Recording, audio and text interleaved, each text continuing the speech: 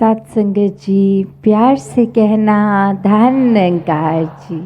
और आज भी संतों ने यही संदेश दिया कि अपने जीवन में असली धन और नकली धन की ये पहचान कर लो।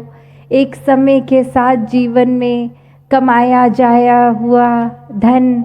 कुछ समय के लिए सुखदायी हो सकता है, पर सदैव के लिए नहीं। वही जो किसी समय का एक सुख किसी समय वो अशांति दे सकता है, एक रेस्टलेसनेस दे सकता है। और वहीं जैसे मीराबाई जी ने भी कहा कि पायो जी मैंने राम रतन धन पायो, ये एक असली धन है जो परमात्मा की प्राप्ति उन्होंने और कितने और भक्तों ने अपने चाहे उल्लेखनों में कहा, भजनों में कहा, एक अपनी कविताओं में कहा, तो वो इसलिए नहीं एक संदेशा ऐसा देते थे कि एक उनकी उस तरह एक अच्छे गायकों में एक उनका नाम जुड़े या फिर एक उनके अच्छे कवि की तरह उनका नाम संसार में आए। नहीं, वो एक असली सौगात असली धन के साथ जब जुड़ गए इस परम पिता परमात्मा के साथ, इसकी पहचान कर ली, उससे अपनी आत्मा की भटकन खत्म हो गई। जब पता लग गया कि ये परमात्मा और आत्मा एक बात है, इसी का ही एक हिस्सा आत्मा शरीर के अंदर है। तो जब इस तरह की ये भटकन रूह की एक आत्मा की ख़त्म, तो ये असली पहचान इस आत्मा को भी कि शरीर किसी भी आकार का हो, पर एक आत्मा सब में एक समान ये परमात्मा का ही अंश है। और इसी तरह जब ये पहचान के बाद फिर वो भक्ति जीवन में और गहरी होने लग जाती है, ये आनंद की अवस्था, ये प्यार की, तो ये दिखावा भी भक्तों के जीवन में फिर नहीं होता कि एक दूसरों की नज़र में अपने आप को कैसे श्रेष्ठ दिखा सकें या हम उनसे अलग हैं। ये बात को साबित करने में भक्त समय नहीं लगाते, वो तो हर समय इस परमात्मा के प्यार में रहते हैं और इसी के रंग में रंगे रहते हैं। तो बात वही कि इंसान ने एक अभी जैसे जिक्र भी हुआ कि इतनी ख्वाहिशें अपनी रखी हैं, जीवन में इतनी इच्छाएं होती हैं, आज इच्छा ये चीज़ जीवन में हासिल कर लें तो फिर आगे का जीवन सुकूनमय हो जाएगा। और वो चीज़ की अगर उपलब्धि हो भी जाती है तो कैसे कुछ ही देर बाद फिर एक नई इच्छा आ जाती है कि अब ये तो मिल गया है, अब इसकी प्राप्ति कर लेते हैं, जीवन और आसान हो जाएगा। तो ऐसे करते करते ये देखा गया है कि एक जन्म से लेके मृत्यु तक इच्छाओं ने तो ख़त्म नहीं होना। अभी भोजन की इच्छा हो रही है और कुछ देर बाद भोजन खा के ऐसा महसूस होगा कि पेट भर गया, फिर कुछ घंटों बाद वही इच्छा एक रहेगी कि फिर से भोजन मिला है। तो कैसे एक इच्छाओं को एक जीवन में जो बात संत समझाते हैं कि वो इच्छा असल इच्छा कौन सी है, जब तक कुछ ऐसी इच्छाओं से जुड़ेंगे जो पल के लिए तो सुकून देंगी पर हमेशा के लिए नहीं, तो इंसान ने उन इच्छाओं के साथ तो बेचैन ही रहना है। पर जब ये इच्छा प्रभु परमात्मा की प्राप्ति की बन जाती है तो फिर हर समय का सुख है, फिर वो बेचैनी ख़त्म, वो तड़प इस आत्मा की। तो असल इच्छा एक जिज्ञासा कि ये मनुष्य का जीवन तो लिया, पर प्रभु परमात्मा की प्राप्ति किस तरह हो, और वो आंसर वो सल्यूशन है ब्रह्म ज्ञान। जब ये ब्रह्म ज्ञान की दात मिल जाती है, एक उससे अपने जीवन में इस निराकार इस परमात्मा को हर समय अंग संग देखा जा सकता है, तो फिर ये जीवन भी हर समय इस परमात्मा के दर्शन करते हुए ही बीतता है। ये एहसास मन करता है कि हर समय ये परमात्मा मौजूद है हमारे हर समय में, तो कैसे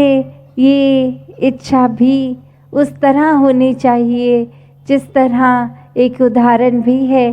कि एक संत के पास कोई आया और बोला कि मुझे प्रभु परमात्मा की प्राप्ति, इसके दर्शन करने हैं। तो वो संत ने उसके मुँह लेके पानी में कुछ देर डाल दिया और फिर जब बाहर निकाला तो एक लंबी सांस, एक अपनी उसको सांस को नॉर्मलाइज करते हुए एक जब वो बोला कि आप जब पानी के अंदर थे तो आपकी सबसे ज़्यादा इच्छा क्या थी, तो वो इंसान बोला कि उस समय ये इच्छा थी कि एक सांस मिल जाए, ऑक्सीजन आ जाए, पानी के भीतर दम घुट रहा था।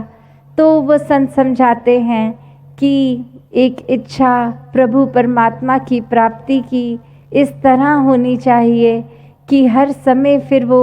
जिज्ञासा रहे। आप पानी में थे तो सांस आपकी प्रायोरिटी बन गया था, परमात्मा को जानना ये प्रायोरिटी में नहीं था। तो कैसे हर समय जब प्रायोरिटी ही ये दातार, ये निराकार, ये परमात्मा होगा तो अपने आप ही सारे कार्य बहुत सरल हो जाते हैं। फिर किसी भी चीज़ में कुछ गंदा नहीं लगता, कुछ बेकार नहीं लगता, सब में ये दिखता है कि ये स्थिति भी इस परमात्मा की रची हुई है। ये कोई अगर व्यक्ति भी हैं, ये जीवन में भी इस परमात्मा की वजह से हैं। तो वहाँ यही बात कि जीवन में एक अगर ख्वाहिशों को इतना तवज्जो ना दें, सिर्फ़ और सिर्फ़ इस परमात्मा को मिलने की ख्वाहिश, और वो ख्वाहिश को फिर ज़िक्र तक ही, इच्छा तक ही ना रखें, वो पूर्ण भी करें इस ब्रह्म ज्ञान द्वारा। इसमें जैसे एक शायर ने भी कहा कि एक ख्वाहिशें जो हसरतें होती हैं कि हसरतों का दिल में लगा है इस कदर हजूम, सांस आती है, सांस रास्ता ढूंढती है आने जाने के लिए, कि कैसे एक सांस को भी शरीर में जो एक कितना एक इनवॉलंटरी काम है कि सांस शरीर में चलती ही रहती है हर समय, चाहे हम सोते जागते हैं। पर अब एक इंसान के दिल में इतनी इच्छाएं, इतनी ख्वाहिशें वो बना के रख चुका है कि सांस को भी रास्ता ढूंढना पड़ रहा है कि इसके दिल में तो बस ख्वाहिशें ही ख्वाहिशें हैं, इसके पूरे तन में, दिमाग में इच्छाएं हैं। तो हम कैसे, एक सांस भी घुट रही है अंदर ही, तो वो ही बात कि एक सांस जो होती है वो बहुत ही सरल जिस तरह से एक इंसान ले लेता है, वही बात कि जब इस परमात्मा के अंदर हम विचरित कर रहे हैं, अपने हर समय इसी में रह रहे हैं, तो फिर ये एक उतना ही सहज है जिस तरह हमें पता भी नहीं लगता हम किस पल सांस दे रहे हैं, हम किस पर पलक झपक रहे हैं। तो किस तरह एक परमात्मा को जब जान लेते हैं तो हर समय इसी के अंदर भक्त रहते हैं। और वही आवाज़ आज भी भक्तों ने लगाई कि व्यक्ति को अक्सर ये पता नहीं लगता कि वो सो रहा है, जब एक थकावट में, जिसको इंग्लिश में जैसे जोन आउट भी बोल देते हैं, कि कैसे अभी हम यहाँ हैं और ध्यान हमारा कहीं और, तो शरीर कहीं पे उपस्थित है, ध्यान कहीं और, मन कहीं और। तो कैसे एक संतों ने तो यही समझाया है कि हर समय एक फोकस अपना इस परमात्मा को बनाओ, ताकि जीवन में जो जो कार्य चलना है, एक चाहे बाल अवस्था है तो स्टूडेंट लाइफ है, आगे कामकाज, परिवार, ऐसी जिम्मेदारियां होंगी, तो हर समय अगर हम अपने जीवन में इसी को प्राइम बना लेंगे तो वो उसके साथ वो चिंताएं रहेंगी। पर जब परमात्मा को सबसे पहली अपनी प्रायोरिटी बनाएंगे तो किस कदर ये सरलता पूर्व के सहज में ही जीवन चलता है। एक फिर स्कूल में होंगे तो पढ़ाई भी ज़्यादा एक ध्यान से की जाती है क्योंकि इस परमात्मा के एहसास से की गई फिर वो फोकस भी ज़्यादा रहता है। फिर कामकाज में मेहनत भी उस तरह होगी कि ये परमात्मा का एहसास है, तो किसी से चालाकी नहीं व्यापार में करने का दिमाग सोचेगा। हर एक के लिए अपने आप को सेवा में ही लगाने का इच्छा रख के घर को जितनी एक पालन पूजन की ज़रूरत है उतना खाना पीना, एक घर मकान, एक बेसिक जो एक इंसान के शरीर की रिक्वायरमेंट्स, तो वो उस तरह फिर एक जीवन बहुत ही आराम से निकल जाता है जब ये पता हो कि मन में हम कुछ नहीं कर रहे, इस बात का अहंकार नहीं है, बल्कि इस परमात्मा का शुक्राना है कि इतना सब कुछ दिया है और कैसे फिर दी हुई चीज़ों को सदुपयोग में लाना है। फिर एक धन को, एक अपने शरीर को किसी का नुकसान नहीं पहुंचाने के काम में लाना है, हर एक की बस सेवा करते जाना है। इस परमात्मा की रचना पूरा संसार, सभी लोग चाहे कहीं रहते हों, किसी भी तरह अपनी धार्मिक आस्था रखते हों, एक खाना पीना, एक आदतें, सबका स्वभाव चाहे कितना अलग हो, सब में ही ये परमात्मा है और इसी परमात्मा को सब में देखकर फिर एक मन से खुद ब खुद वो प्यार हर एक के लिए, ये सत्कार निकलता है। जैसे अभी सत्संग में भी फरमा रहे थे कि प्यार करने से पहले एक्सेप्टेंस ज़रूरी होती है। वही बात कि हमने जब इस परमात्मा के साथ अपना एकत्व बनाया तो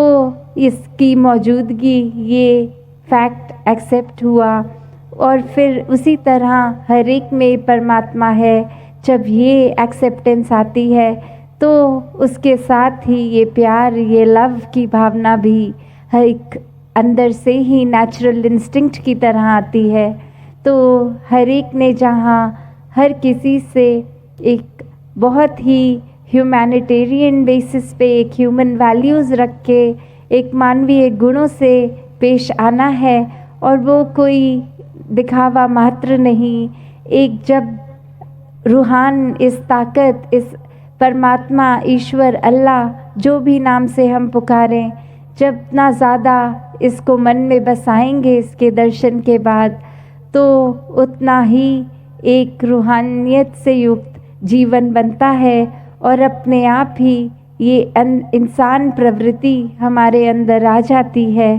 तो तभी आज बार बार रूहानियत और इंसानियत संग संग वाली बात सत्संग में की गई कि अपने जीवन में कोई अच्छी बातों को ऊपर से नहीं थोपना, पर अंदर से जीना है और हर समय अच्छा बनने के लिए इस परमात्मा को दिल में बसाना है। इसके दर्शन करके अपनी भक्ति को मजबूत करते हुए जीवन को आनंद में जीना है। फिर ये चाहे परिस्थितियों के ऊपर मन नहीं आधारित, दुख है, सुख है, ये तो आता जाता रहता है, पर कैसे उससे ऊपर उठ के सिर्फ इस परमात्मा के एहसास में, जहाँ भक्ति भी एक समाज में रह के, घर में रह के हो सकती है, वो अपने आप को काट के कहीं दूर नहीं, इसी में दातार ने जो दिया है उसी में विचरण करना है। तो ऐसी भक्ति जो माया में रहकर हर समय फिर भी ये माया का रंग नहीं, इस दातार, इस निराकार का ही सच्चा रंग हर एक के ऊपर चढ़ा रहे। सात संगत जी, धन निरंकार जी।